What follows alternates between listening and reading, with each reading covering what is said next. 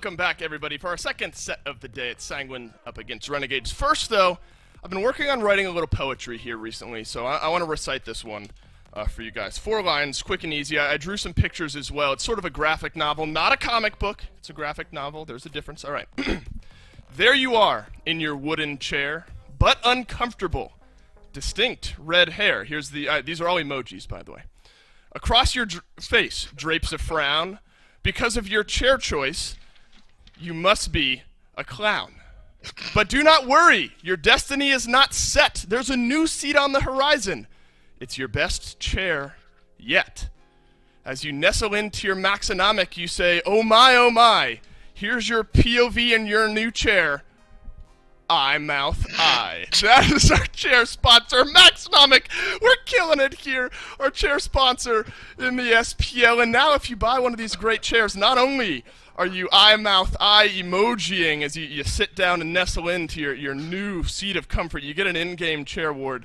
So that one is I mouth I there as well. I certainly haven't overplayed that one at all. Mifflin is still with me, though. Miff, we're going to hopefully now move on and touch on our second set of the day that we have here after, 4:30? So we had, a 30, 45-minute total game time set number 1. So Sanguine Renegades maybe a little closer.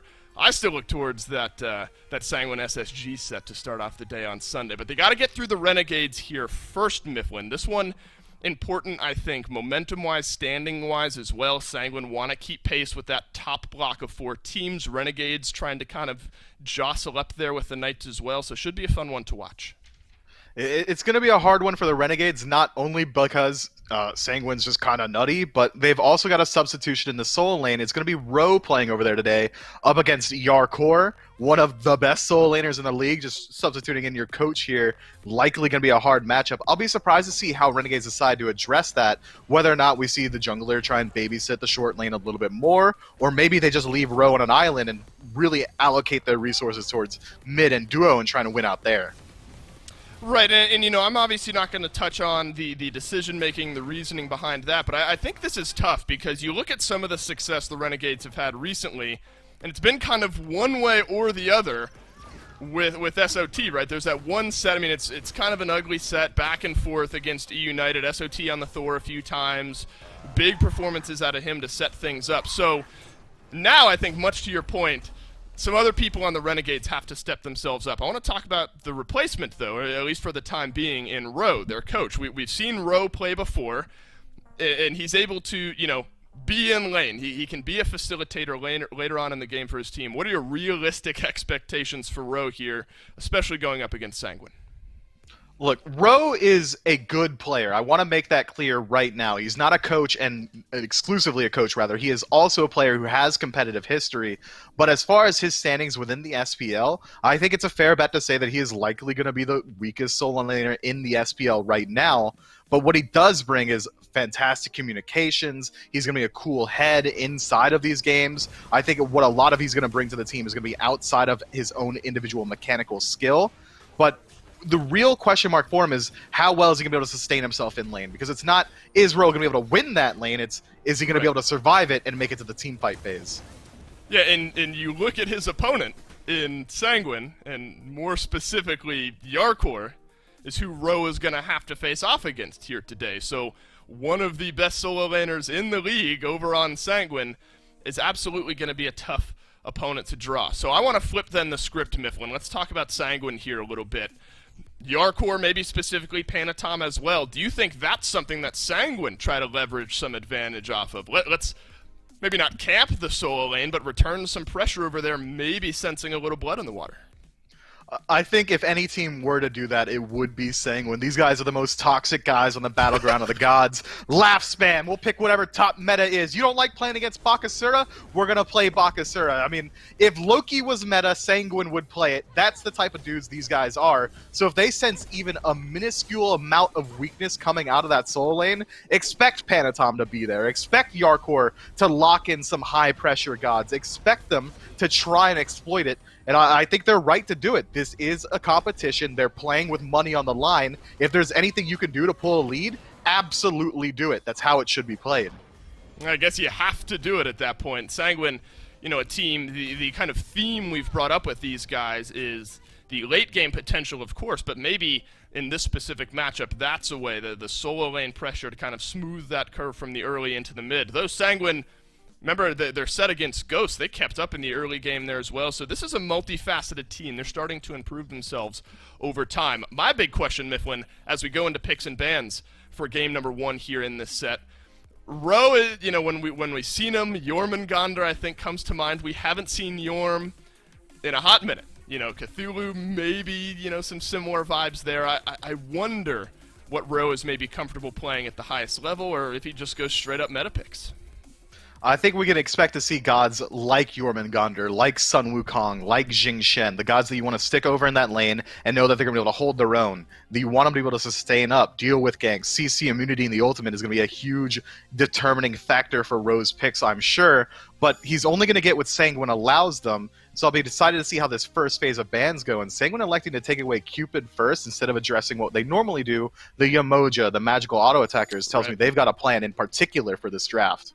Oh, Ymir as well. So that's an interesting response there from Sanguine. I mean, I suppose Jake has played the Ymir a handful of times, some success, some not. I know there's conversation around Ymir where he belongs in the pick ban phase, if he belongs there at all.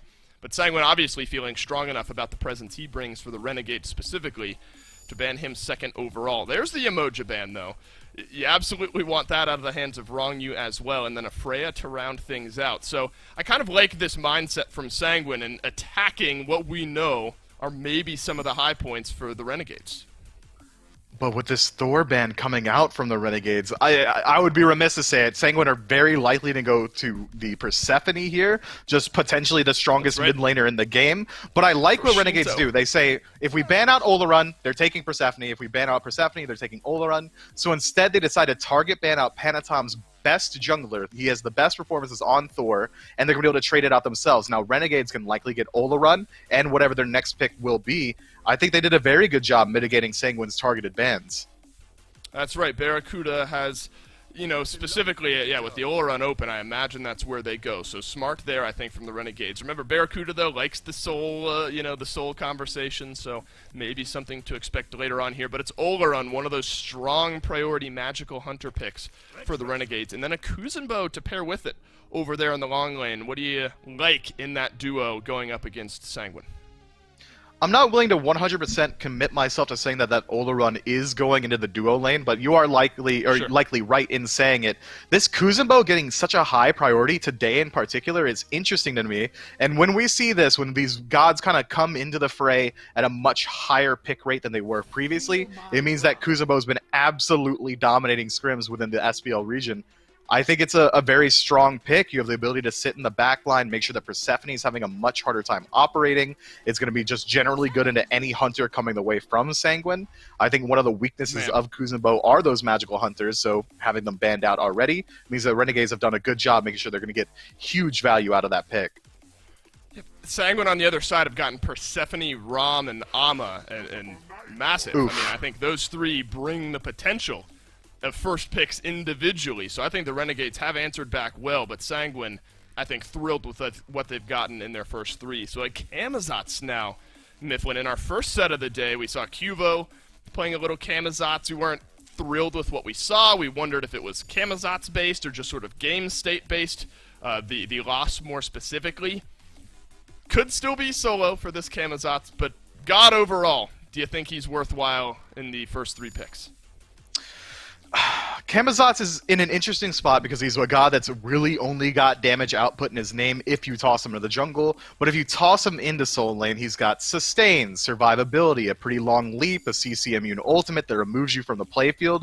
I am hoping to see this Camazotz go into Soul Lane, and it's a pretty strong fighting pick in of itself. He can just take fights into this Amaterasu, match her sustain, match her damage, or even match her rotation speed if you so choose to. But as far as jungle Camazotz, if that's where this is going, I think you could very easily have gotten away picking this 10th overall. I don't think we've seen it banned out. Truthfully, we haven't seen it see too much success either. So Renegades have to have a strategy around it. It's still yet to be seen where it's going to go, but it seems like Sanguine think it is going to be in that jungle. They imagine that's a jungle pick with the Cthulhu hasn't necessarily slipped in priority, but isn't that insta-lock first in overall. I think teams have really figured out how to play around this Cthulhu here recently. And then Rongyu, Horus falls down to the second wave of picks here for himself as well. You know, you can't count the Renegades out before we've even loaded into the game, but you talk about comfort here for Sanguine. They've got it through and through. Now you're just looking for a jungle pick. Only the Thor is banned out, and that's going to leave the Pele open for Panatom. This might be one of the first times, if not the first time, we've seen Panatom pick up Pele. This is not a god that I would associate with him, but it fits the playstyle. When we see Panatom, I expect to see gods like Thor, like Mercury, Nemesis. Pele's going to bring that same level of aggression. He's going to be able to rotate around the map very quickly. I'll be excited to see what he's able to do on it. But the other 4 picks of Sanguine scream Sanguine. Persephone for Shinto, Yarkor on Amaterasu, Rongyu on this Horus. All 100% comfort picks. Sanguine got away with a draft that they're incredibly comfortable with, and I'm sure they're happy to have. Well, it was Nemesis, of course, banned out first from the Renegades, so that's why we don't see that one locked in here for Panatom Odin. So a small Jormungandr hover there, immediately pivoted over to the Odin. We know Ro has a history here on this god. Have not seen Odin here in Phase 2 of the SPL at all. Do you feel confident in his chances here in game number 1? It's a pretty strong pick into what Sanguine has. The only one who's really able to escape the cage consistently is going to be that Persephone. Sure, you could say Horus can use that leap to heal someone else and get out of the cage himself, but that's going to require a minion or an ally around. So this Odin pick makes sense to me, and if your plan is to leave Ro on an island, I mean, Raven Call is a fantastic defensive tool. Raven Shout's going to be good to keep the wave cleared from a range. I think it's a good pick if you're going to leave him alone. This is one where, you know, the Renegades, they got to rally around the super sub in Ro. Sanguine keep some of that momentum going. It was a slow start to Phase 2, but have been skyrocketing up here ever since. Mifflin, A or B, Sanguine Renegades, who do you like in game 1? It's got to be Sanguine, man. Look at their draft. It's insane. Maybe too insane for the Renegades to keep up with, but we're going to have to go down to the casters and see how this one shakes out. We certainly are. Thank you, Dolson and Mifflin on the nest. Sanguine yet again coming away with a strong draft. Make sure you keep your eye on chat. That poll will be coming up, so vote in it. But Aggro, we got to go over here to Ro, right? I mean, obviously with the changes for Renegades, I feel like he'll be a focal point. He's taking this Odin over to the solo lane. Lasper has the Camazot's jungle, Kuzenbo's support. How do you think Ro's going to do over there with Odin in the solo lane? It's interesting, isn't it? I mean, how often do we see a god get announced that they're getting buffs, and then before those buffs go live, they end up seeing SPL play? Like it feels like it happens all the time, and that's what's happening here. Odin's set to receive a 2-second cooldown buff to his 3 in just a couple days or like a couple weeks, but as he currently stands, I think there's probably an argument that we've seen a little bit too little Odin. I don't think it's by that much, though. Against the Pele, it can be pretty good. Against the Yama, it can be okay, though she's pretty difficult to lock down, as is Pele, even when you're in there. It's really just the name of keeping everybody in this sanctified field, because that's the worst feeling in the world. When you drop that sanctified field, you get a good one, 4 people are in it, but 3 people are kind of on the edge, and they're able to just walk out. Odin Cage is going to be able to stop that. That's the main interaction I'm looking for here, more so than caging a particular member over and over again. We'll see some synergy develop later on for Renegades and how well they can work with their coach, stepping in and playing with them on the battleground. But doesn't this feel like a pretty difficult test here for Rose? Sanguine have some of their most comfort picks at their disposal. Rongyu on the Horus, obviously Shinto gets Persephone. That feels like it just shouldn't be allowed. Someone should have to do some deal time whenever that happens. And then obviously Netroid on this ROM. It just feels like Sanguine have got so many of their comfort picks at their disposal. Chat seems to agree with the 78-22% split. So I don't know, man. Renegades have their work cut out for them. They really do, and this is not an easy matchup for Ro, but realistically, right now in the SPL, Soul Lane is a really, really stacked role. It's just really, really strong across the board. There aren't any easy matchups, really. I mean, you look at the bottom end, Ducky has been on some lower-end teams basically his whole career, but everyone seems to think that he's going to break out one day, right? I mean, the public perception is still pretty good for him. Then you've got Variety on E United. variety, by the way, on the 8th place team. Like, it's not like there's a whole lot of weak laners that you get to go up against. So you can throw your hands up and go, oh, unlucky for Ro that he's up against Yarkor, who, by the way, is super underrated. I don't think it's easy ever. Panatom is here. That's why Rongi was getting aggressive, and Barracuda will fall for first blood. Sanguine already on the board. They won't commit for awesome Jake. But I love that synergy that you see from Sanguine. That's why Rongi's blinking in and getting aggressive, because Panatom's coming along the top side. They know they've got that gank potential, and they're already on the board. A little bit too slow for Barracuda on that consecration. You gotta just have that instant reaction time on the blink in. Horus Dash can get stuffed by CC, and Barra had it available. He was just a little bit too late. That's got to come out instantly if he has any hope of surviving that gank. I don't even think, maybe if he pre-beads and didn't get stunned at all, then that also works, but maybe he's still dead in that spot. It's what Pele is really good at. It's just guaranteed killing carries, because movement speed is really good in a game where you've got to have to melee auto people, and Pele's got more movement speed than just about anybody else. Just a strong game there from gank there from Panatom. Good coordination from Rongu, and as you said, maybe a little bit to be desired there from Barracuda's reaction, but still probably low percentage he gets out of that one, right? But this is what I think is going to be important for Sanguine going forward, right? Because I do think there's been a small bit of weakness there in terms of what can Panatom play. I feel like he hasn't always looked the best on the current meta picks, like the Nemesis he struggled, but he can look strong on things like this. Volcanic Lightning getting blocked, and that makes the team look stronger. Doesn't matter, though. They get both the kills over there in the long lane, and this is what I'm talking about. If they're going to continue to look this strong with Panatom on something like a Pele, then Sanguine get a lot scarier.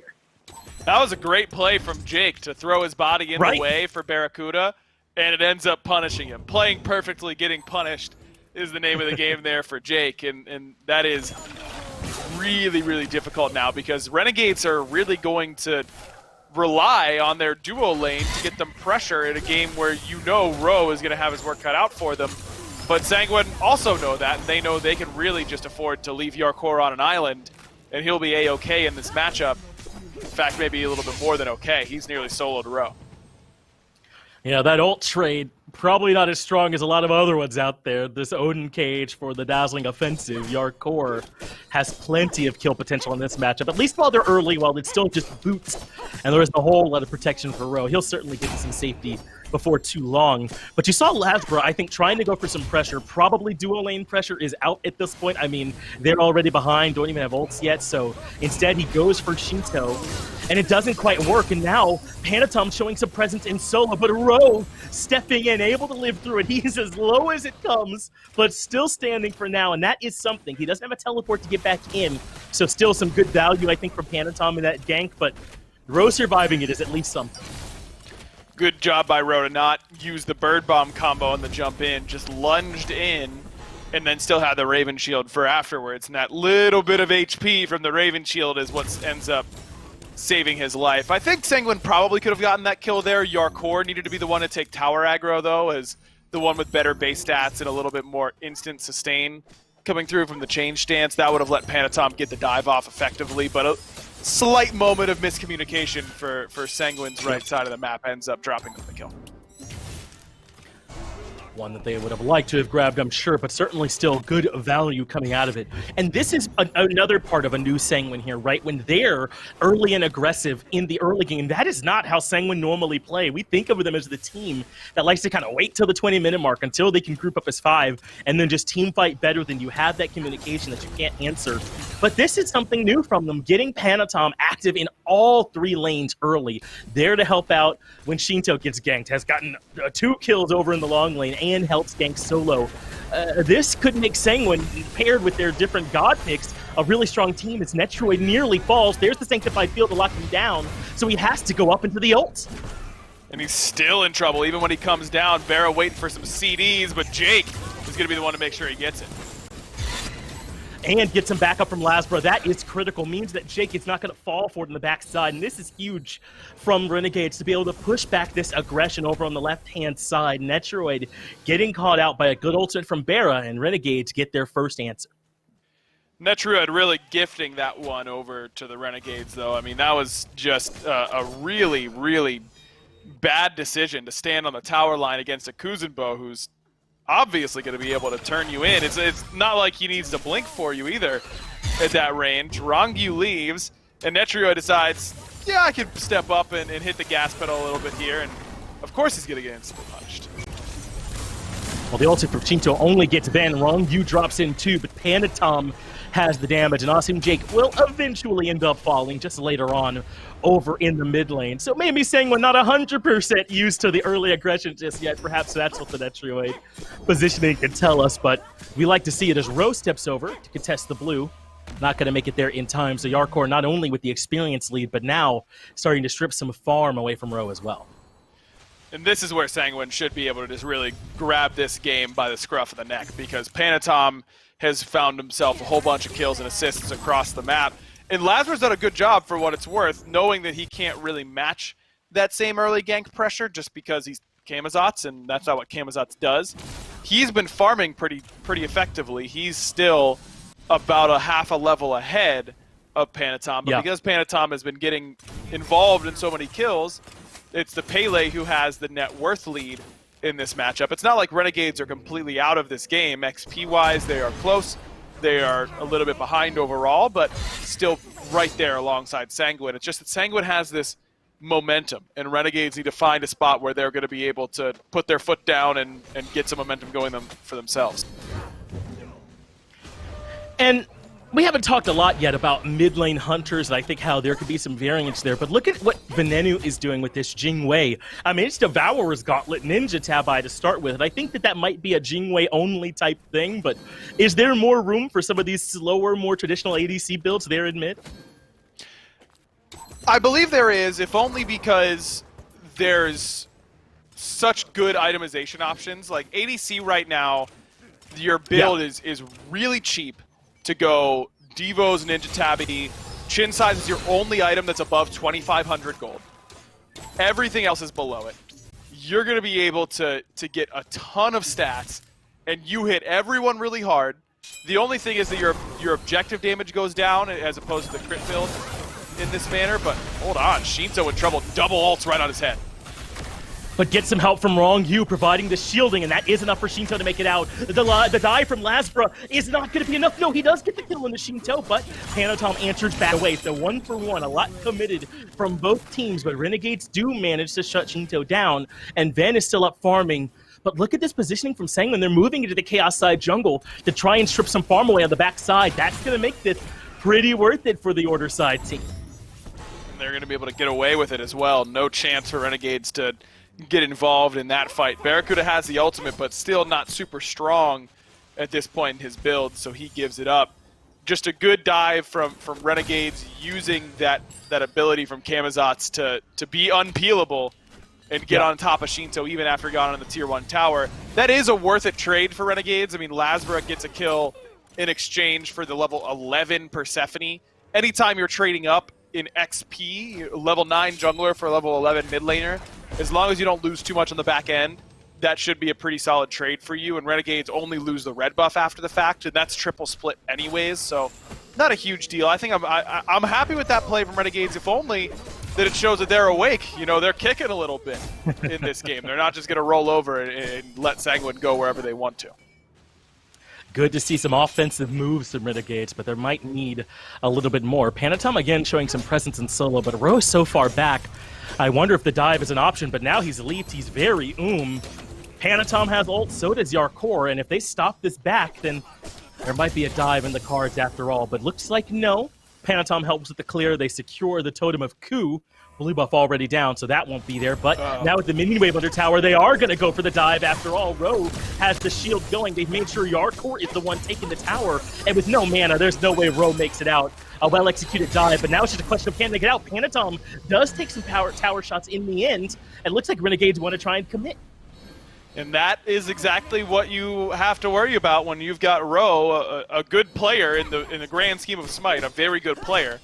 But SPL caliber, probably not. Now with how strong the SPL is these days, just makes a series of bad decisions on where he wants to back. As soon as you're out of mana like that, you just got to go all the way back behind your tower and stick it. even if you don't have teleport. And then it's, well, I don't want to lose the tower, but now you will, and you'll lose Lasma for it as well. And really not much Jake can do with this ultimate. Sanguine will come over and take the blue buff. Really no one who can rotate over to stop this from happening. Panatom just kind of decided to sit over here about a minute ago when he went to the Totem of Ku, gets the kill on the Row, get the kill on the Lazarus, steal the blue buff as well. They're starting to move in to back Harpy. Shinto gets this tier 1 tower in mid as Veneno spent a little bit of time considering going to solo, but ends up coming back to mid. It's just Sanguine stretching the map right now, knowing where to go, the right way to play, and they've got some significant leads to show for. Surprised that Ven has gone for Upgraded Shell. Upgraded Shell is great up against Pele because her ultimate, Volcanic Lightning, there's the connect damage, which I don't believe counts as an auto attack, but then everything else after that, all that extra damage, you can block all of it with block stacks, and Shell gives you that once upgraded. So it's great against Panatom, but one of the things that makes Persephone so strong is that whenever she locks you in with that ultimate, she can place multiple plants, walk up to you, and just blow them all up at your feet and more or less one-shot you. Shell is not going to matter in that instance. I feel like you really need Aegis against Persephone in those moments that you're getting hit by that grasp of death. Now, you can make the argument that you're dead no matter what if you don't have CC immunity and you get hit by Persephone ultimate. But I do think Aegis would have really helped out in this game. I know Upgraded Shell is the kind of the play for a lot of gods these days, or against a lot of gods, but I think sometimes we forget how good Aegis is in the right moments. Maybe getting a little bit undervalued at this point. Really quickly, before Sanguine make a move on this Pyro, I mean, before, that's a pipe dream, but they are making a move on the Pyro. Netrioid has picked up this Iqvile, and I wonder if that's because he's up against the Olaron. Even in the Silver Branch builds, Aggro, I feel like we don't see Iqvile picked. It's just about everything else from that tree. We'll have to talk about it later, though. They're having a fight around the Gold Fury. Wrong use in the ultimate. Comes crashing down, does not really find much. No one goes with him either. And the Fury ends up dropped. That was Renegades that started up. And Sanguine showing enough presence to force the Chaos side team to leave. A little bit of CDR there from Ronku with that gem, but not going to be you having that ultimate anytime soon. The Iqvale is interesting. You're right. Most of the time, that build for ADCs these days, Netrioid a little bit wide right. It's every bow except for Iqvale. But I think that you're right to point out the matchup up against the Olaron, because this decreases what the enemy is going to do to you in your auto trades. That's what this item is all about. Right. And it is a ton of power, which is really, really nice on Rom, where you're going to be able to get that passive in the middle of a team fight and then go up into the sky and use that power to your advantage. It's one of the reasons Silver Branch is so good on him, because you can use your 2 as an almost instant power steroid and then go straight up into the sky and use that scaling on your ultimate. I like it. I don't think it's going to be as ubiquitous as Chinsai's and Atalanta's in that slot, but it's a cool little adjustment here for Netrioid, and maybe it lets him box Barra a little bit more easily. Still, this game pretty comfortably in control of Sanguine. Netrioid can probably build whatever he feels like. They're up 5,000 gold at this point, and 5 kills to go right alongside that. And it's a huge gap between Yarcourt and Rowe over there in solo. I think at least some deficit to be expected. You know, you got to give your respect over there to Yarcourt, who has been grinding to play up against the very best and most competitive solo laners, so for sure he'll be ahead. But I mean, also a lead for Panatom, a small lead for Shinto over Veneno in experience. I will see a little bit of gold difference showing up there too. I mean, Sanguine in a very comfortable spot and might get more comfortable if they're ready to start up this gold. They've got a couple members here, but Shinto heading towards mid. It's just Panatom that sticks with them. I don't know if Sanguine are just ready to pull the trigger on this Fury yet. Looks like Jake is ready, but a great knockup from Panatom stopped that sumo slam in its tracks. Still got the beads out from Netrioid, but that was a great play from Panatom. It was. Great response there from him to make sure things didn't get worse. But I think you're right to point out that Netrioid now, without those beads, could be a little bit more vulnerable. Keep an eye to see if he's more quick to use that ultimate reactively, as Gold Fury's down below half. Is going to get reset, though. Sanguine elect to move off it. Now they'll pull it right back, and all of Renegades are here to play some defense into the backline. The KH comes out from Rowe as well. He's locked in 3 members and gone up for the dunk. has some backup in the backline as well from Lazarus. The snipes come out from Netroid, but he's got to fall back and start retreating too. Renegades have done a good job to make this fight a little bit more messy, a little bit more chaotic. Sanguine cannot take stick on this Gold Fury, and that's relatively a win for Renegades, but now it's time for Yarkor to get a bit more aggressive, dash in and pushing Renegades further back. Rongu pushed back into the teeth of Renegades, but that's a hi-rez who still has Protector Surge available. It was a great ult from Ro, but kind of see why Odin doesn't get a whole lot of value. He cages 3 people for a grand total of 3 seconds, if even that long, before Sanguine just break the cage and walk out. And back to the Fury yet again. It's very low, down to 1,000, down below, and Sanguine able to confirm it. Great work there from Shinto to guarantee it goes over to the Order side team. And Sanguine able to make it out of there, despite what you would call a good defense there from Renegades. They got Sanguine off it, but it just was not enough. They expended basically every resource had to leave, and Sanguine get the objective in the end. As soon as that Sanctified Field is used and then doesn't net a kill, even if it buys you a ton of space, which it did there for Barracuda, and stops the team fight from going poorly, which it did, that's just not going to be enough to win a game. You need those Sanctified Fields to be absolutely huge if you're going to win a game like this.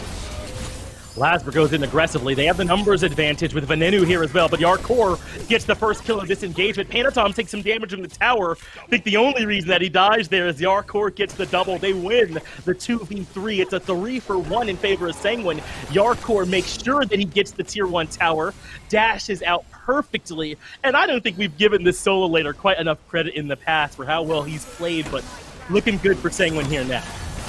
And Barracuda not looking so good on the receiving end. Shinto's able to set that one up easily with his ultimate. Jake does have that Watery Grave, which should buy him at least a little bit of space.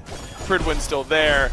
But man, it's just tough. I agree that Yarkor doesn't get enough credit, man. This guy is a legitimate star for Sanguine on the right side of the map. I think he has been arguably their second best player, which is saying a lot because Shinto has looked so absolutely nuts week in and week out. Rongu has been such a rock solid player for this team. Netroid has those star moments. Panatom hard carries games. Sanguine's just really good, and Yarkor definitely does not get enough credit as one of the best solo laners in the entire league. And as expected, this is not to be glib or discredit what Renegades have to do here, which is go up against one of the best teams in the whole league, playing with their coach as a sub. But this is just right side of the map diff in this game. Yep. As it should be. That's how this game should play out, just based on what Renegades have to deal with. And Sanguine's executed on it perfectly. Panatom ultimate does chase Venenu out. Venenu doesn't use beads or the shell, though, in response.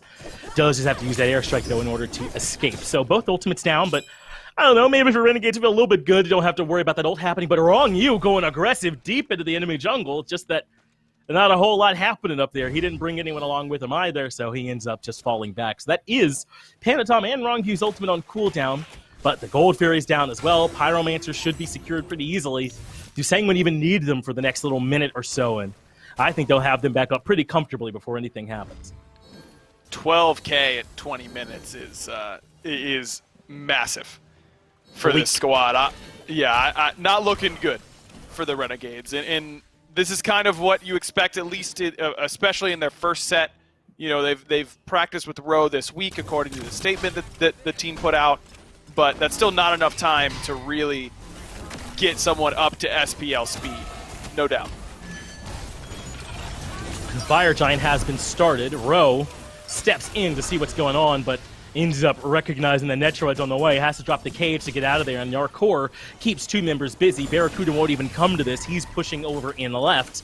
Meanwhile, Lazarus going on the long-time flank along the backside of the fight. Fire Giant low now, down to about 3,000. Lazarus still holds his positioning. A blink in from Jake. Renegades want to strip this one away, but Netroid gets the kill. Renegades take the Fire Giant. Sanguine couldn't secure it, but what about the fight on the backside? Rose right in the thick of it, and he's low. Netroid cancels the ultimate right away in order to disengage. Renegades have held on here in this fight so far, and Barracuda is still threatening and left. He's almost got a Phoenix as Panatom takes care of it.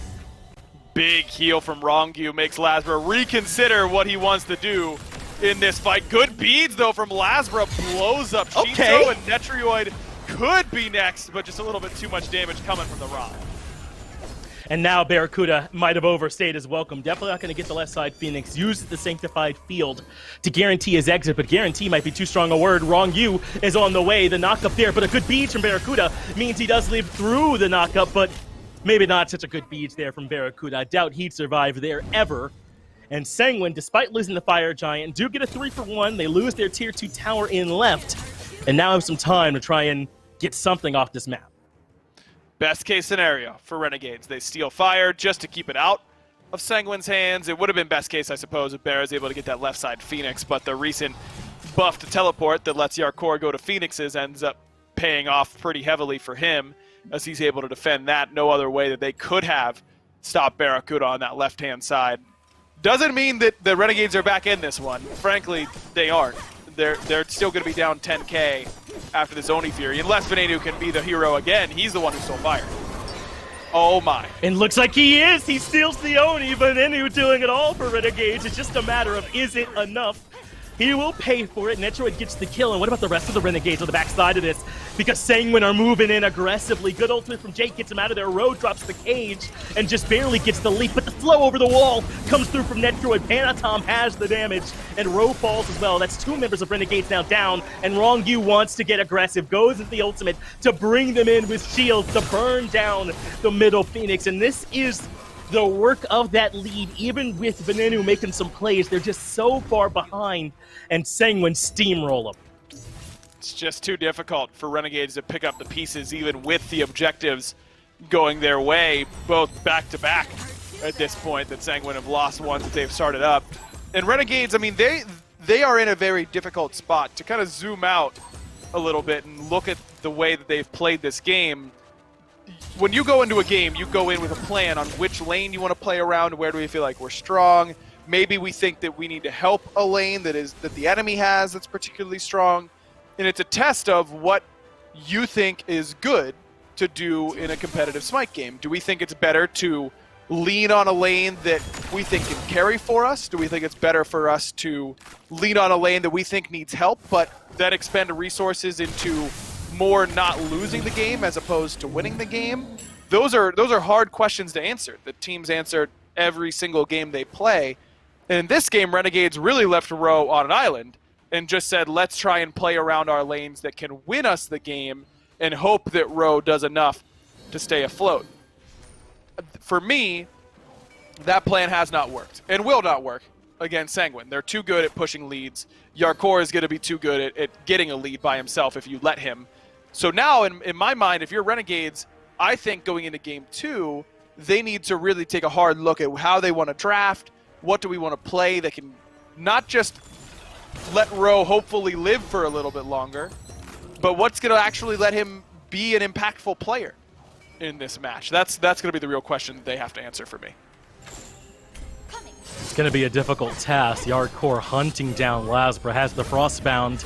You heard them talk about back in set 1, forces Lasbra into the bat out of hell, but then can't come over to help. Sanguine are at their doorstep, putting damage to the right side Phoenix. Jake now has a Yarkor-shaped problem behind him as Rose steps in with the cage. That does lock in 2 members, but one wall already down. Good damage from Vera means Wrong U is down to half, but the Phoenix looks worse for wear. The snipes coming out from Netroid connects with 2, and Vera looks a little worse for wear. Meanwhile, Yarkor is still in the backline, causing problems. Now Netroid steps forward. Right side Phoenix falls. Yarkor gets the kill into Lasbra and still stands tall. Mid Phoenix already down as well, and there's Shinto's ultimate finally to lock down one more member. That's Ro barely making it back to the fountain, but Sanguine continue to just wreak havoc here in this first game up against Renegades. Sanctified Field not going to get a whole lot of value there for Barracuda. Speeds him up a little bit, but Panatom not to turn. No, he's looking for the turnaround, wants to move back in, and Ro is stuck on the front line. Netroid chews through him easily, chews through Venenu as well for the double kill. Yarkor takes care of Barracuda, and that is certainly all she wrote. Austin Jake cannot defend this on his own, and Sanguine, to no one's surprise, takes care of game number 1 here against Renegades.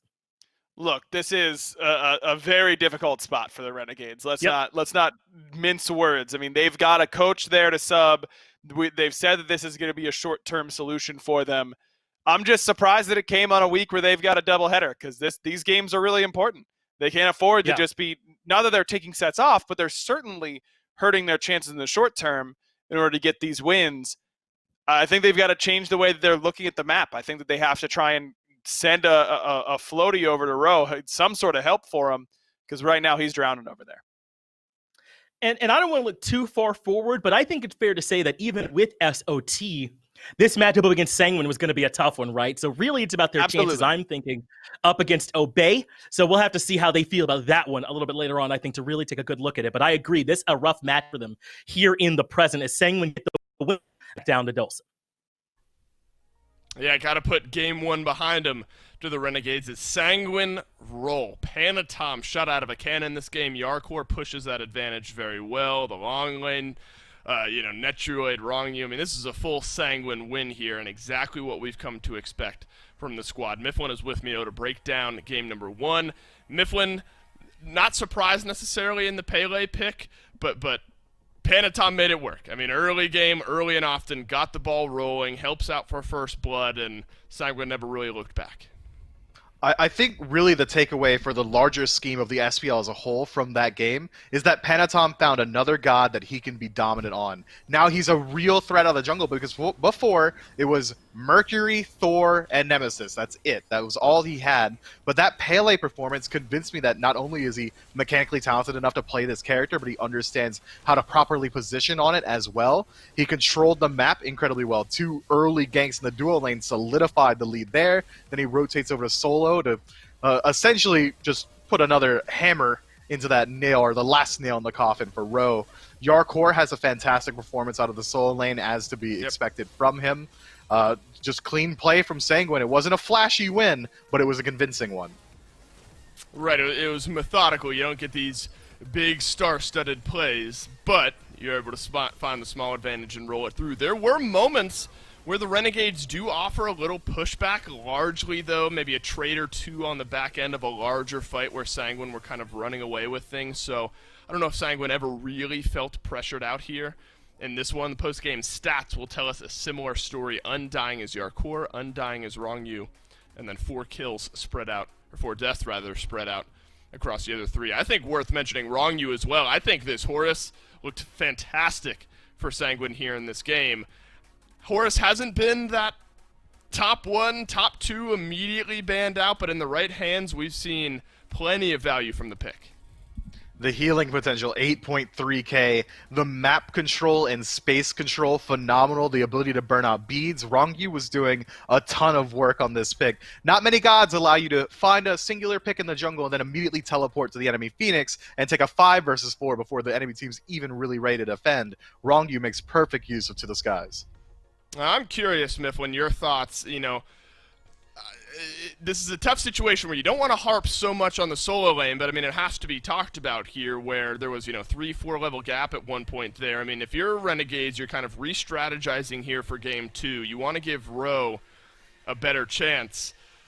You wonder if you have to go to that Cthulhu. You let the Odin, you picked rather the Odin. Cthulhu fell down a little bit further. Jormungandr was hovered, not locked in. Do you think there's a way this Renegades team can, sort of as Finch and Aggro worded it, throw an extra little lifeline over there to the solo lane? I think Aggro was alluding to the point that he wanted to see a little bit more jungle presence over in solo. Sure. But with Panatom just exerting his absolute dominance on the center and duo side of the map, I think it was really hard for Renegades to try and allocate their resources there. If I'm trying to address the issue with Rowe right now, I'm immediately looking towards those non-dying gods. I'm looking at Sun Wukong, I'm looking at Jingchen, or even Jormungandr, despite being a little bit weaker in the current meta. I think if you could put him on one of those 3 and then leave him alone on an island, you can still very well expect him to fall a couple levels behind. But I think really Renegades need to play to their strengths, and right now that's not Rowe. Right. I guess to be fair to Rowe, he didn't, feed that game, just sort of fell behind gold and XP-wise throughout the course of things. Picks and bans for game number 2.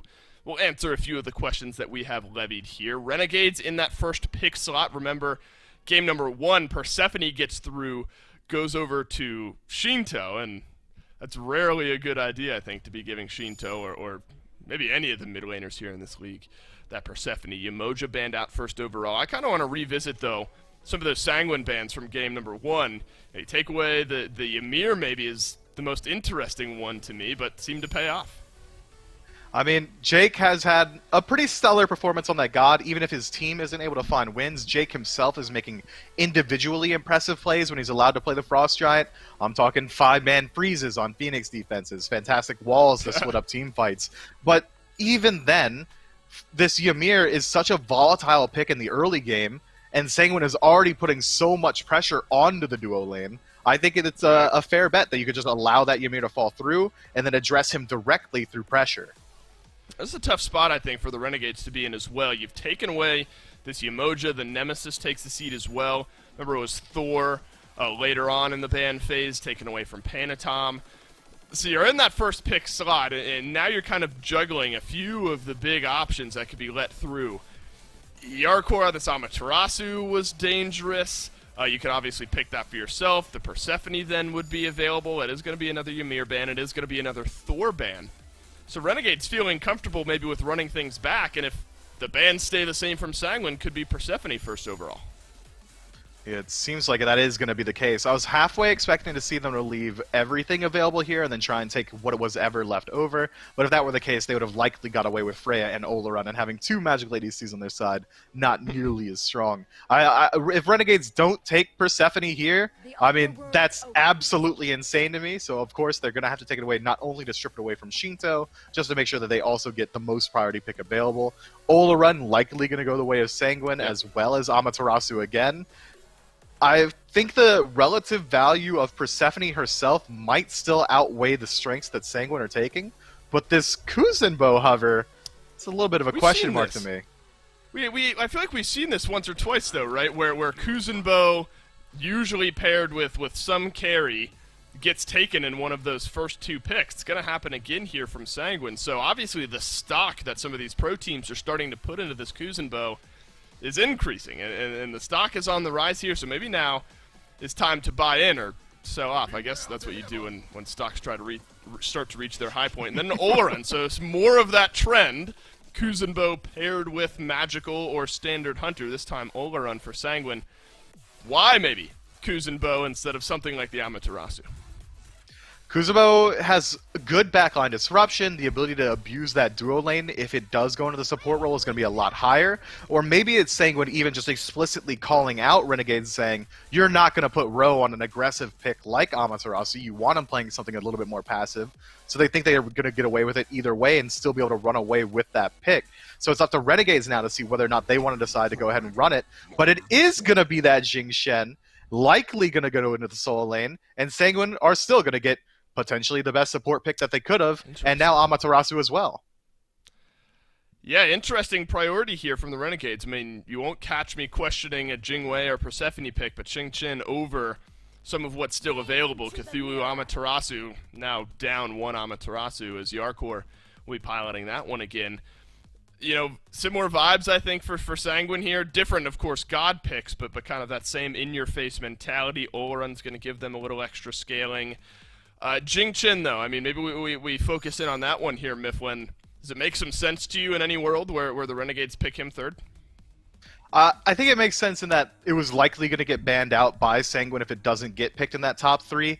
I'm expecting it to go into the solo lane just because of the additional HP 5, the ability to remove that auto attack damage from Amaterasu through Ferocious Roar, CC immunity in the ultimate, and a double jump as well, makes him an incredibly safe pick. That Guardian is likely never going to win a lane, but should also never get bullied out of it either. So I think if that's the strategy from Renegades, and we do see Xingqian go into solo, you're going to see Ro left on an island, and again, that strategy of pressuring out mid, trying to match the pressure in duo lane, will be reprised by Renegades. I think it's the best shot they have at a victory as well. I like this playstyle.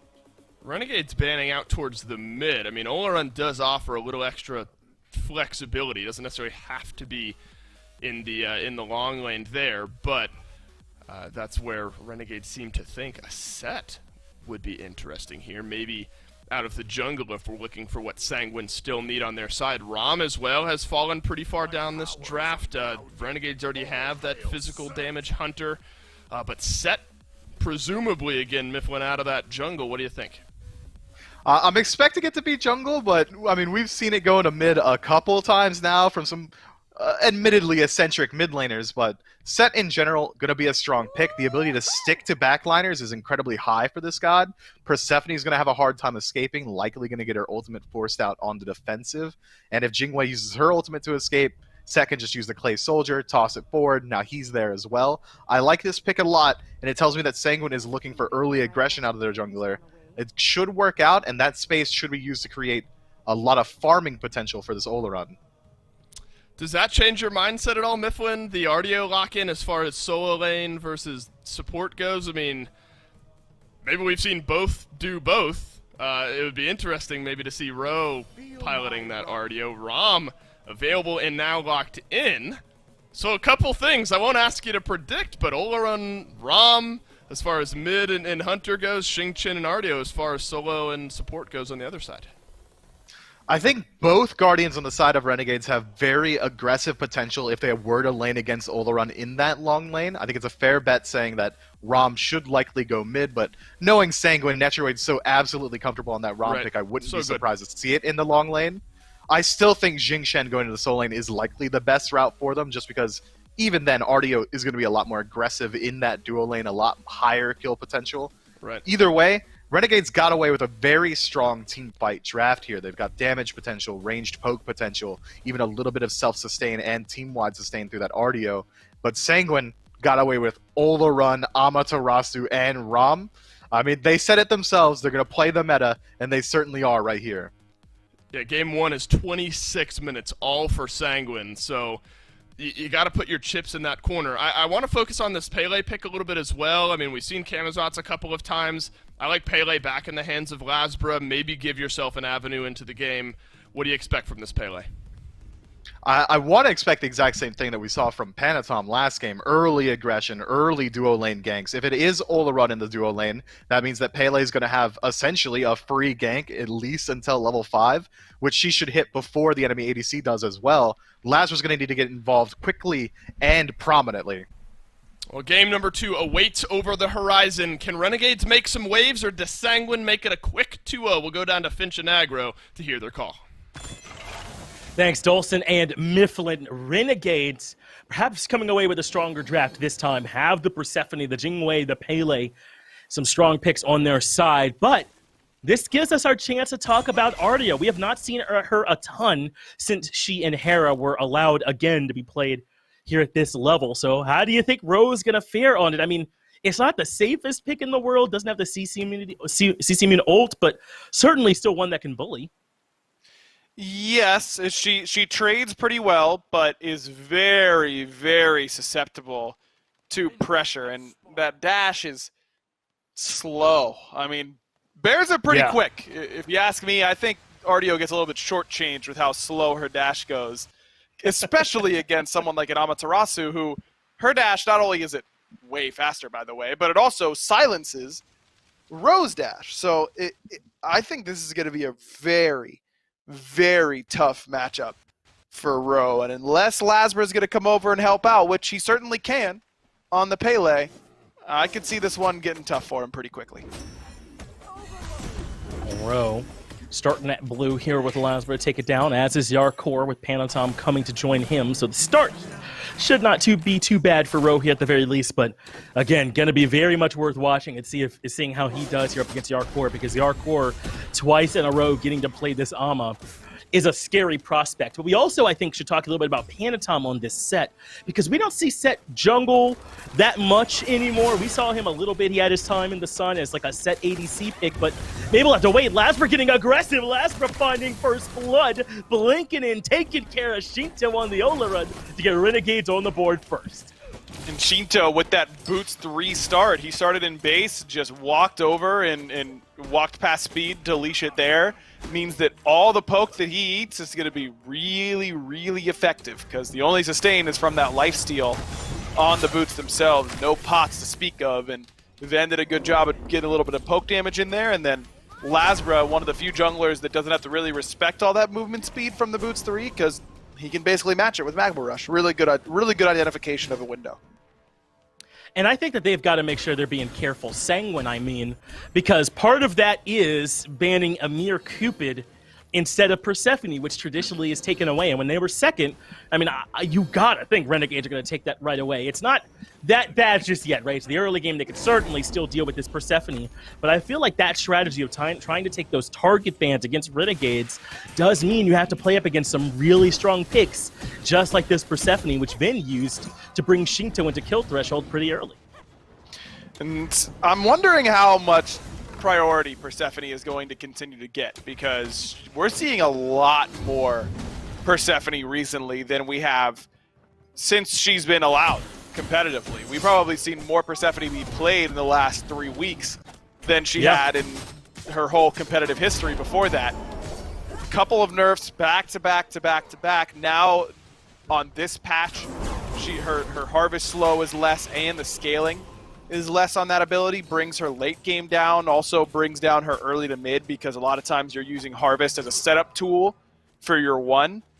Interested to see how this character performs. I'm going to be keeping a close eye on her win rate. Obviously, Shinto got the win last game on her, had a good game on her, but don't think that was really Persephone exclusive. I think that was really how well the right side of the map was doing for Sanguine. Yep. Wonder how much influence Persephone is going to have on the outcome of games. Panatom had a monster game on the Pele in game 1, as did Yarkor. So just about every other pick you have is going to look good in that situation. I'm right there with you. So Sanguine are going to need to show us an ability to make some adjustments, as they're suddenly down about 1,000 gold here in the early game. Still all level 4. All those ultimates starting to come available for Renegades. I think they want to get aggressive with it. It's Jake moving in first. They've got the gank coming in from Lasbra. He goes directly for Netroid. Gets the kill as well. It's awesome Jake that gets the credit for it. But now Renegades have gotten 2 kills in a row. The early game looking much better this time. Turns out Pele early game is just kind of good, huh? Like, you just kind of kill people, and there's not a whole lot that you can do about it. I mean, Netroid, what is he supposed to do in that gank? He beats the knockup perfectly. It's just that Pele's got lots of damage early on, and Lasbra has done exactly what we saw from Panatom in game number 1. Early side lane pressure, early ganks, being involved early. All of that is good. He needs to keep doing what Panatom continued to do, which is keep putting pressure on the opposition. But so far, so good for Renegades. Love the way Lazarus playing. This has looked much better for them, and he's been able to spread that wealth around multiple areas, helping get Venenu ahead over Shinto just a little bit by getting that first blood onto Shinto. He's come over to the long lane and helped out there too by helping getting this pick onto Netroid. Awesome Jake, though, gonna go into the Whirlwind of Rage and Steel. That does bring Rongu back, interrupts the dash, and Lasbra is back. But this time, Sanguine have some ultimates. Great use there from Rongu to get him out of there. Venenu even showing up to drop off a Grasp of Death. Doesn't get a ton of value, but keeps Sanguine pinned in underneath the tier 1. That was a half-court shot by Ven that nearly went He was way away, off the side of the rim. It was like Gold Fury when he fired that, so good angle. That's Steph Curry's range, though, I'm pretty sure. So.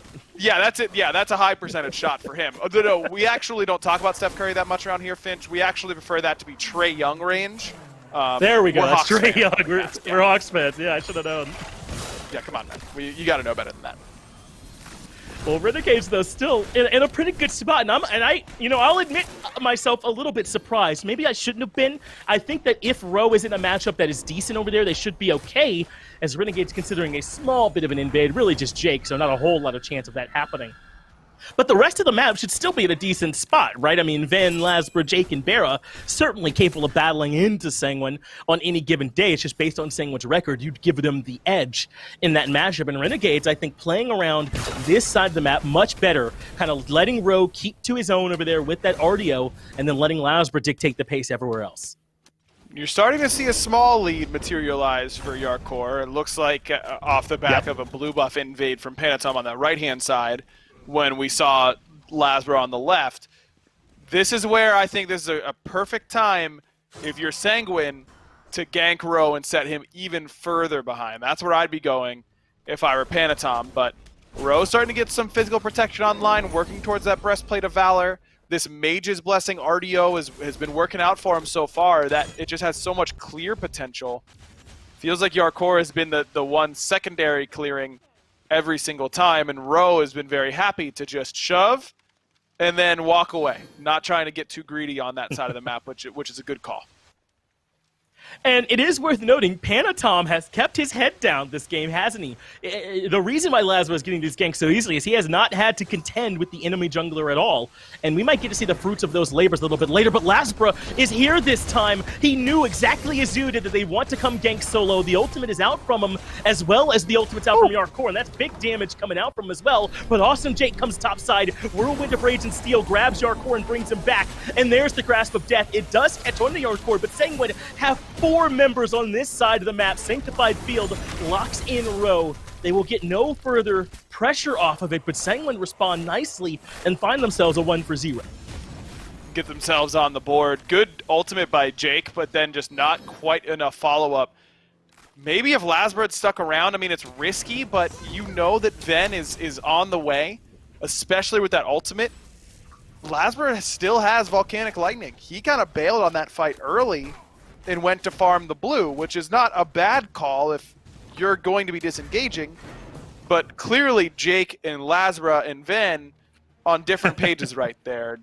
Not all on the same page on if they were going to keep on fighting there. Last wanted to go farm. Seemed like the other 2 members were down to still scrap.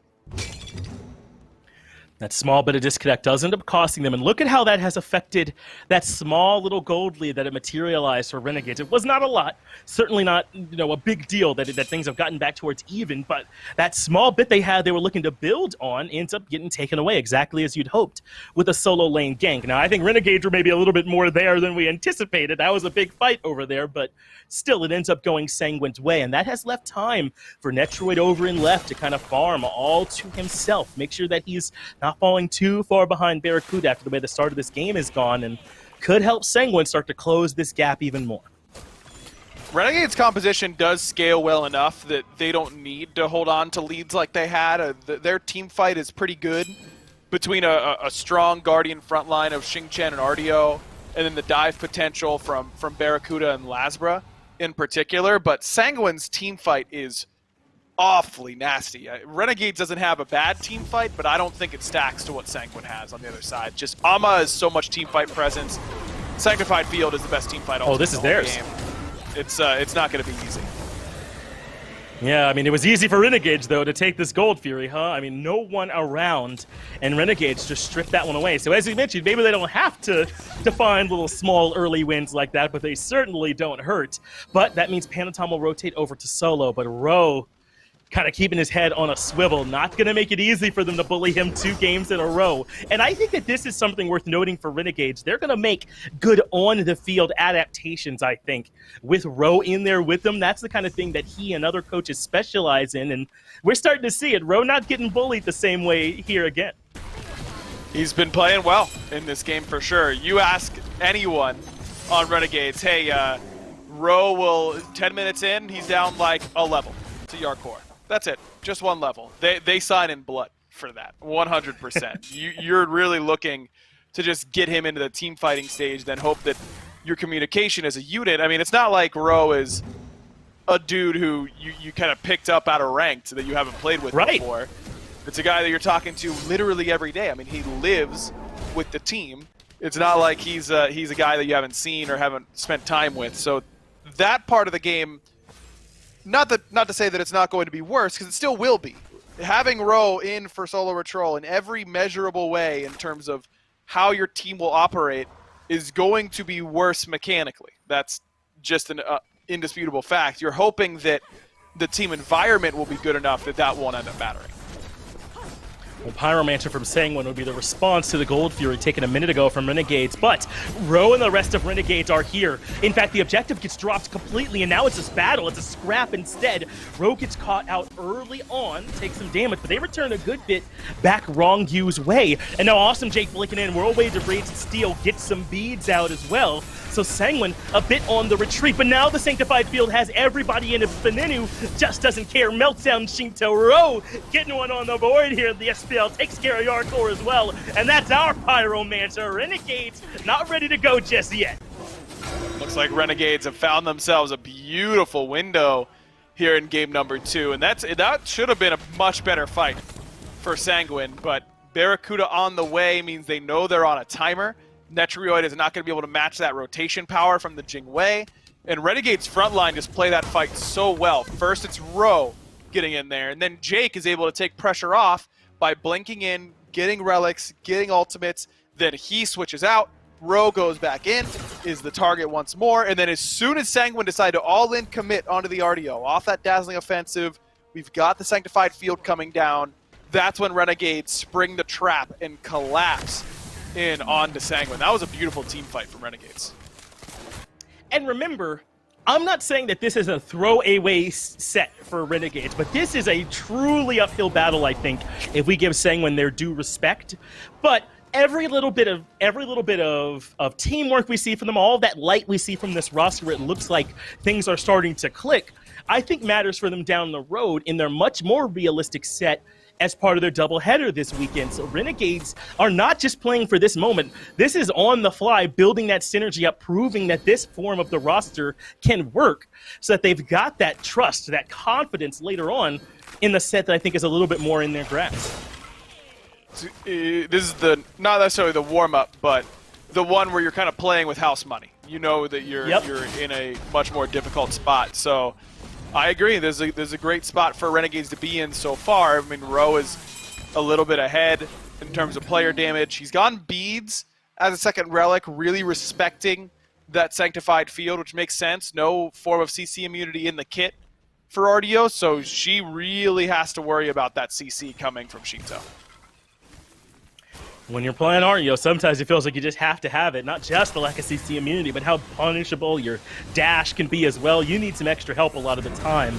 As this mid-tier 1 being threatened, ultimate coming out from Jake does force the beads from Panatom in response. The tier 1 tower still stands though, but look at the damage going Panatom's way. You think Veneno's comfortable here on this Persephone? You think that damage is swinging for him?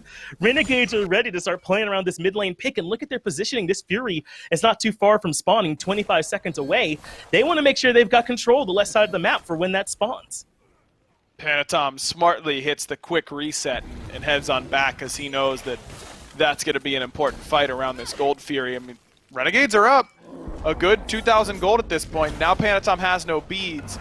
It's up to the rest of Renegades to punish him. Jake did his job setting them up for this team fight.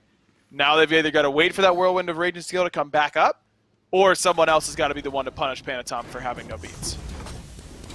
He likes to get the Sledge, has the Brawlers, Beat Stick, Warrior Tabi, and Sledge as the build here for the set. And we don't see a whole lot of them, so I don't know if there are a ton of builds out there that are solidified. But when you're playing Panatom, are you looking more for the sustained damage for your basics, or not playing Panatom, playing set?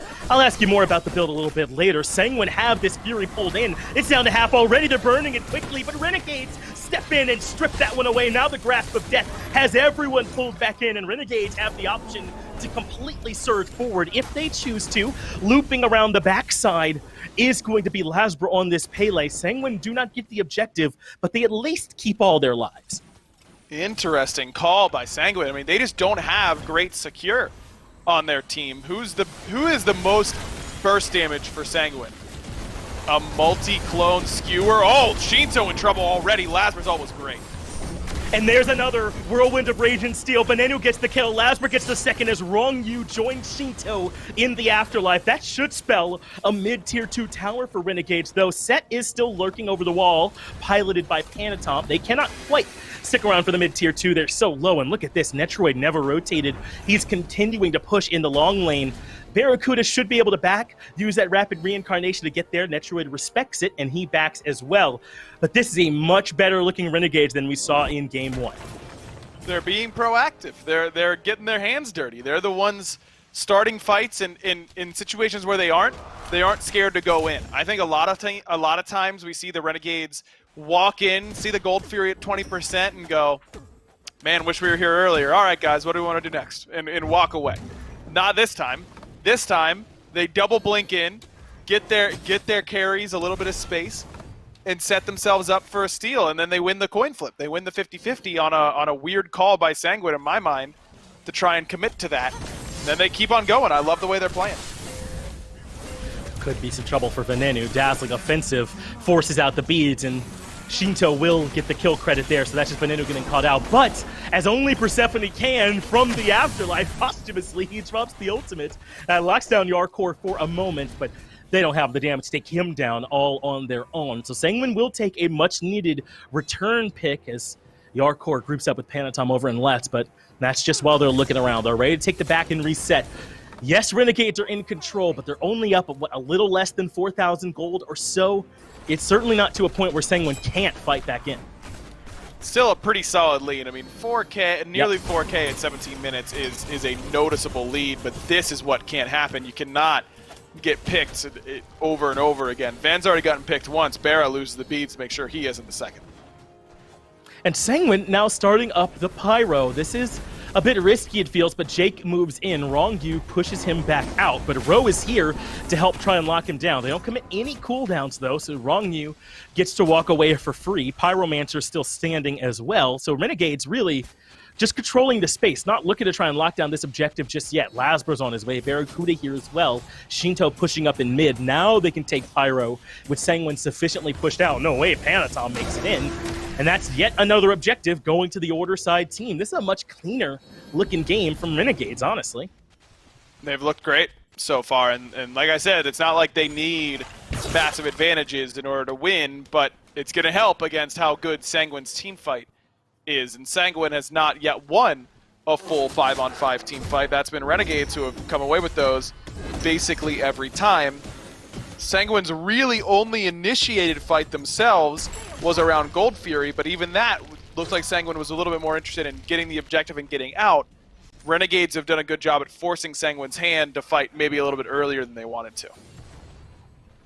Sanguine still looking aggressive. Now they're pushing down the mid-tier 1. Sanguine just want to group up and fight over something. At least that's what it feels like from where I'm sitting. Panatom takes quite a bit of damage, but not nearly as much damage as Ro in the back of the fight. Netroid with the snipe puts on the scope, takes care of Ro pretty easily on the backside of the fight. So now they got the 5v4 advantage, but they only have ultis for Panatom, Shinto, and Wrongyu. I think Sanguine recognized it, backing up and just taking their picks. I think this is how Sanguine planned to get back in, forcing down objectives, taking picks, and not fighting Renegades on even ground. Very hit-and-run style of gameplay right now from Sanguine, and I love it. I love the different play style. Renegades clearly trying to counteract that now by grouping after Sanguine is now spread out, but this is kind of the exact opposite of how you beat this play style. You have to find the same flow that Sanguine is going for. You have to match their tide progress, so to speak. And right now, Renegades are grouping up when Sanguine is splitting up, and then splitting up when Sanguine's starting to group up. And Sanguine's been able to find some windows because of it.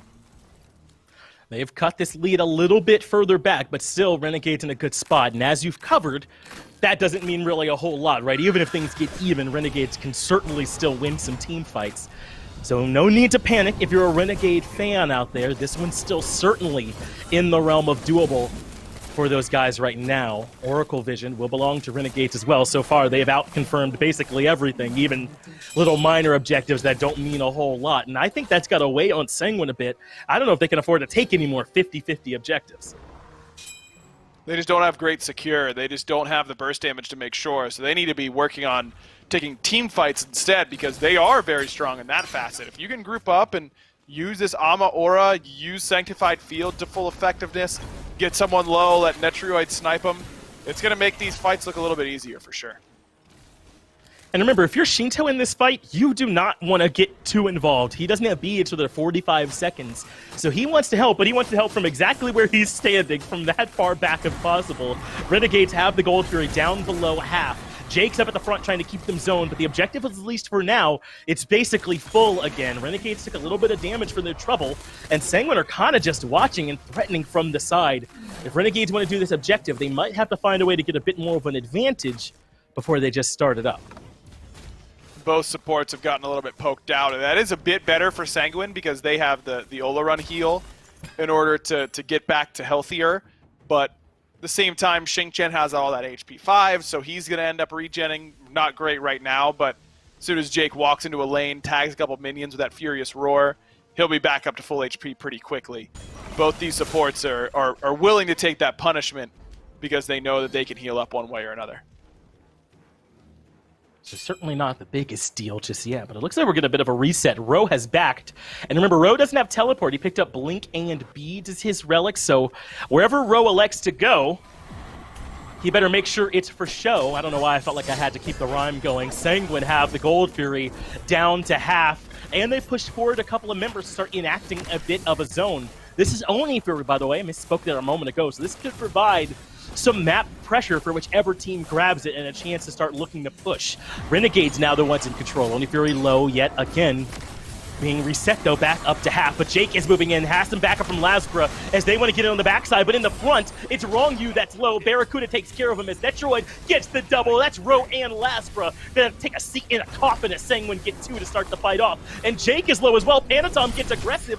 Whirlwind of Rage and Steel does grab him, but it's a triple as Netroid shuts down Barracuda. Yarkor takes care of Venenu as well. And suddenly, all at once, it's a collapse, a catastrophe for Renegades. A 4-for-1 in favor of Sanguine. And so far, it has been so good for the Renegades, but it only takes one fight where your backline dive is not in sync perfectly. Both Ro and Lasbra jam themselves into a sanctified field, and they just get decimated inside it. And Wrong You dies on the front line, but it takes 4 people's attention to kill him, and in that amount of time, Sanguine win their 4-on-2 on the back line, and that makes it really, really easy for Sanguine to then steamroll the rest of the fight. Good relic usage by Netroid and by Shinto to keep them up and alive, and it's just a difficult back line to dive. Shinto and Netroid work so well together. Yarkor there to help peel, Panatom to dump damage in. Sanguine really just use their composition perfectly. This composition is great when grouped because we have the Ama ultimate and we have the Olaron ultimate. Instead of the Ama and the set going into the Renegades backline, we'll do that later. We can catch up to them. That's not a problem. Let's just make sure that our backline is safe first. We can group up, use that aura perfectly, and Sanguine just have a great understanding of that. Absolutely decimate Renegades in the team fight. And what's interesting is Renegades have always kind of struggled at that moment, right? Just beyond the 20-minute mark, as Venenu should be able to get to safety. He sure can. Yarkor catches him out in the middle lane, walks him down with a Frostbound hammer, and Venenu, that's the ultimate and his life on cooldown as Sanguine do a great job punishing him there, and that just can't afford to happen. They need him for this defense. Ven's had a really good game up until this point, but that is a back-breaking pick to give up because he is the premier defender. Now, you've got no wave clear at all on Renegades to stop this push, and against a Rom and an Olaron, who are going to be able to hit your Phoenix pretty quickly, extra bad. Very surprised to see Sanguine not just go straight for that Phoenix. I think it's the fact that both Shinto and Netroid had a few seconds counting down on those beads, and Jake's blink ult was going to cause them problems, that Sanguine almost let Renegades off the hook with backing up and only taking tower gold. That certainly could have been a lot worse. I think Venenu is glad that it wasn't worse than it was, but this game has gotten out of control. And I was going to make the point that Renegades have struggled just beyond the 20-minute mark about as long as they've been the Renegades, right? They can get to this point where they've got a small lead, they're ahead, and then things get out of control for them. But this is the first time I feel like we've seen them lose their lead, at least making a play in the affirmative, like something offensive for them that might have worked, but just goes a little bit awry. So I don't know if that's progress or not, but it feels as though Renegades are in a similar spot that we often see them. And ever since that great start for Lasbra, he's been completely ineffective. I mean, look at his player damage. Both junglers have really struggled to find damage so far in this game. They're the two bottom in this game so far. It's not been a set, or a game rather, to remember really for either one. But you feel like with the start that Lasbra had in particular, you'd expect a little bit more. And now that Panatom is this deep in the build, I think it's fair to expect a little bit more. We've got to see both of these junglers step up. Certainly should, right? And this kind of extends to the conversation we were having about Panatom in Game 1. Well, we're glad to see him do well on the Pele and how that might extend the God pool a bit. Well, I think if you're watching this set game from him, you're happy to let him take that one, right? It just has not been very impactful Can't quite get the dive going here on the mid lane. It's a 3-2 split for Sanguine as they have their solo and jungle in mid. Everyone else is over-threatening on the right side, Phoenix. And looks like Renegades are going to respond in kind with a 3-2 defense. Kind of have Jake in the middle, floating between the two. But Sanguine aren't ready to overcommit into this just yet. They're going to play patiently and wait till they have minions to push in with, even in mid, still holding back. This is the only wave that they'll have Fire Giant for. By the time the next wave gets here, Fire will be gone. So this is the one that matters. If they're going to push, it has to happen here. And that's a lot of damage to put onto Jake. Now remember, they're the defenders, so they can fall back towards the fountain, heal up, and be back quickly. And really, it looks like Sanguine can't capitalize on this window at all. They considered a 3-2. Now they're going to send Panatom over to solo to push there. And as you mentioned, Fire Giant buff is going to fall off. It's off now. They're no longer going to have that to help them out with trying to push, but they're going to take the fight anyway. Lasbra taking some damage. Dazzling Offensive does lock him down. He's down to half, but 4 members of Renegades defend in mid, so they step up in right, do Sanguine for a little bit more damage, but even still, struggling to really find any purchase. But now they're all in committing here in mid. They bring it down low as well, but they cannot commit to actually take the structure, and they're very low on the backside. That's how Renegades are pushing. Shinto drops his ult, but the Whirlwind of Rage and Steel gets 2, brings everybody back towards Renegade's base, and that means Shinto is low in a bad part of town. Benenu gets 1, Jake gets the other, and this push for Sanguine gets absolutely stuffed. Netrioid trying to trade it out because he knows he's dead to rights. Gets the Aegis from Barracuda, is going to be able to kill him. That one last auto on the drop down actually ends up getting the kill. So 1 for 1 in terms of ADC, but you lose both Shinto and Panatom. Fire up now. Killing Barra there is a huge play by Netrioid, because that completely takes away the Renegades' DPS options. I don't think they can do Fire now.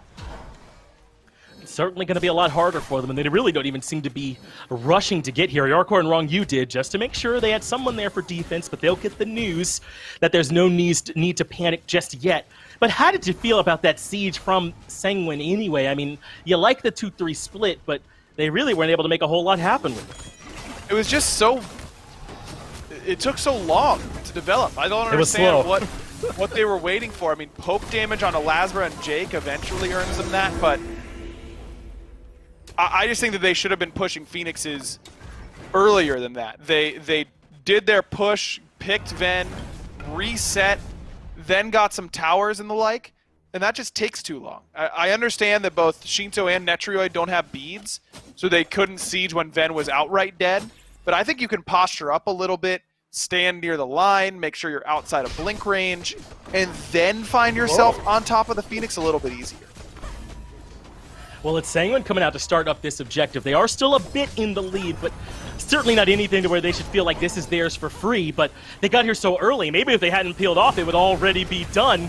But they're able to get the objective anyway. Sanguine take the Fire Giant. Way up near the front of the fight, though, Shinto takes a bunch of damage, and Benenu takes care of him. Lasbra gets Netroid, but Panatom gets the return kill, at least 1. But Benenu gets a double. Suddenly, things are looking great for Renegades. Only Yarkor and Wrong You, only the front line left. And they don't even have Wrong You, a triple for Benenu. But there's so many towers up here, Aggro. Is this enough for the counter end? It should be. I mean, they've got 40 seconds on Shinto, but they don't have a wave coming. Their front line is going to really struggle to withstand this damage because they don't have fire. This is going to be close, man. I'm not sure. I'm really not. It is indeed going to be close, but it's a long time before backup is here. 20 seconds at most, and Yarkor is not even going to force his way out. That Phoenix is done, and he knows it. So Renegades have a ton of time to use to try and take care of this Titan. Dazzling Offensive does manage to lock down one with the stun. Yarkor takes care of Barracuda, and that really should be enough. That's all their sustained damage. Yarkor and the hell of a set, standing tall underneath the Titan. Yeah, imagine thinking that's going to work against Yarkor. By the way, he got the Phoenix in mid with his push earlier. Perfect play from him. That's just, you want to talk about how hard it is to know exactly what to do in a situation like that. Yarkor played that to literal perfection. I don't think there's anything he could have done better. Not a single thing. That was insane. Gets the mid Phoenix, defends, kills Barracuda, it opens up the door for Sanguine to be the one surging forward. Well, earning some of that praise we were talking about earlier, Benenu using the point-blank grasp of death does end up hitting the wall Get some good damage on the Shinto either way, though. But now Panatom getting in close to one of the backline carries, takes care of Venenu easily, and is even going to be able to keep up the chase here onto Lasbra. Good use of this Watery Grave, keeps him close. It's so much disruption. He finally is able to get that ultimate off to disengage, but Yarkor is in left, bringing up a minion wave to threaten the left side Phoenix. The rest of Sanguine are in right to threaten there. They're stretching this map out, and once again, Renegades don't have Venenu. Barracuda's got to try and take the 1v1 up against Yarkor and left. I don't really like the 8 there. Shinto drops down the ultimate. That does help them lock down one. Whirlwind of Rage and Steel to control Wrong You, but the right side Phoenix cannot stand. Barracuda gives up and left. That means Yarkor takes that Phoenix, and just like that, Sanguine have all 3 Phoenixes down. Netroid blows through Awesome Jake. It's a double as he takes care of Lasper too. Keep bringing them to him because he's got plenty of autos. The Row is the only member left. Barely gets back to the fountain as Barracuda over in left tries to keep out the minion wave, but Sanguine slowly over time whittled down Renegades, and now they're firmly in control. Barra just does it. I don't even think he fired an auto there. He's basically dead already. Yeah, you're either going in or you're not. And Barra got caught in between and gets flattened for it. Well, Shinto gets the double. Venenu respawns, does get the kill on the Wrong You, but look at the Titan aggro. Look at the Titan. It's so low. Venenu does get the double. This should keep Sanguine out of the base at least for now, but look how low their Titan is. Sanguine basically only need to come in for a little while to be able to close the game out from here. Yarkor, a man on a mission once again. He came back to finish what he started. Movie trailer voice coming in as he comes down the mid lane. I don't think that Renegades are going to let him just waltz in and end, but it's to the point where that's almost an option for him. It sure feels that way, and he's earned that aura that's around him right now. Yarkor, 5-1-6, and this isn't like game 1. Where, the sub came in and he got a free lane. Ro played much better this time, got some help from Lasper over there a little bit too. I mean, this is a much more competitive lane this time around, and Yarkor, with a game that was basically entirely in favor of Renegades for 20 minutes, has fought back in and really earned this late game presence that he has right now. Hey, I don't even know if he plans on backing. He's just staying out here the whole time, making sure the waves were pushed up. He's already sold his boots, already has his elixir of speed. Doesn't have a whole lot to back for at this point. He can just spend this time stripping the jungle, making sure that Renegades have nothing to come and take whenever it's time for them to start pushing out a little bit. We're pretty far away from that happening anyways, though, Finch. I mean, those side Phoenixes are down for a while. Your Titan won't start to regen until all 3 Phoenixes are back up. Yep. Seems like an eternity now for Renegades. Pyromancer going down. They'll be right here waiting for the Fire Giant, still 15 seconds left. So, as always, Sanguine appear to be dotting their I's and crossing their T's before they look to make it in here. And I think that's correct. I mean, even with the Titan this low, you certainly could still get, blocked right there outside of the Titan room and potentially struggle. So they want to make sure they have every advantage before they push in. But look at Renegades. They don't want to give this up for free. They're pushing out at least a little bit. They don't have Lasber here, but they want to be near the Fire Giant. Awesome Jake blinks in, but much too early. I don't think you realize that they really weren't that close to finishing it at all. So Jake ends up kind of wasting the blink. Meanwhile, Wrong You so tanky that he's able to push forward through it all. Venenu dies very early on. Netroid is low as well. Has to use the ultimate to get away, but has Shinto there to provide him some cover. Panatom, the late game, finally outputting some damage.